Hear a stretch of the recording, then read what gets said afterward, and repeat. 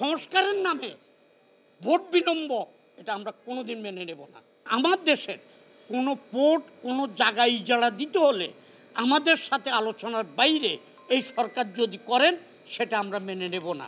আজকে যে নৈরাজ্য এবং শাসনবিহীন সরকারবিহীন একটা অবস্থা বিরাজ করছে, আমাদের এদেশে কৃষক শ্রমিক মেহনতি মানুষ ধরে ছাত্র জনতার অভ্যর্থনে আমরা ফ্যাসিস্ট সরকারকে আমরা উৎখাত করেছি, কিন্তু ফ্যাসিস্টদের কিছু আত্মা এখনও ঘুরপাক খাচ্ছেন।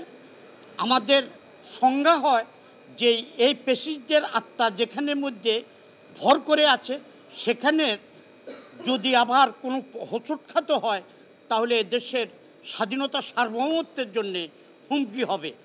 আমরা প্রথমে বলতে চাই, আমাদের দেশের স্বাধীনতা সার্বভৌমত্ব যদি কোনো বিনষ্ট হয় তাহলে গণতান্ত্রিক বাম ঐক্য সহ আমরা যারা আপনার স্বৈরাচার বিরোধী আন্দোলনে ছিলাম আমরা এটাকে প্রতিহত করব, এবং আমার দেশের কোনো পোর্ট কোনো জায়গায় ইজারা দিতে হলে আমাদের সাথে আলোচনার বাইরে এই সরকার যদি করেন সেটা আমরা মেনে নেব না। পরিশেষে আমরা আপনি ইউনূস সাহেবের যে কথা বলছেন আমাদের নেতা তারেক জিয়ার সাথে, সেই কথা মোতাবেক ফেব্রুয়ারির প্রথম উইকে যদি নির্বাচন হয় তাহলে ভালো, আর যদি এর থেকে সরে যেতে চান তাহলে কিন্তু সেটাও আমরা মেনে নেব না। আর শেষ আরেকটা কথা আপনাদেরকে বলি, আমাদের দেশের ভোট যেন স্বচ্ছ হয় এবং যে কোনো লোক গরিব হোক সে যেন প্রতিদ্বন্দ্বিতা করে জনগণের সমর্থন, তার সমর্থনটা সে বুঝে পায়, সেই ব্যবস্থা করতে হবে।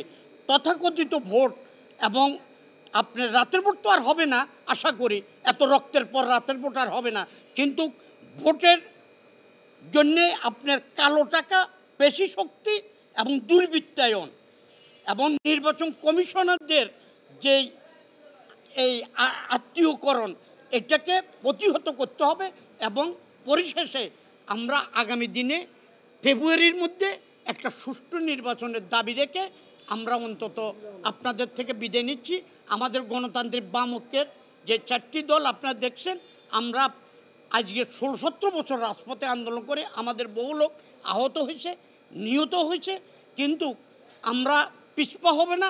আর আরেকটা কথা আপনাদেরকে বলি, সংস্কারের যে কথাটা আসছে এই সংস্কারটা চলমান, এই সংস্কার চলবে।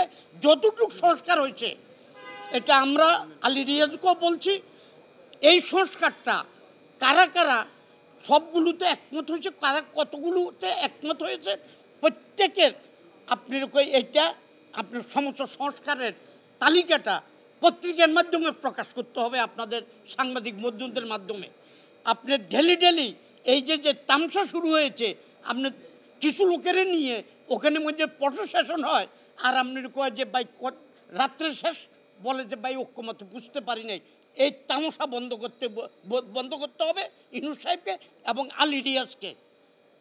আর যদি এই তামসা চলতে থাকে এটার মাধ্যমে আমরা বুঝতে পারবো যে আপনার একটা ভোট না হওয়ার ষড়যন্ত্র তারা চেষ্টা করতেছে।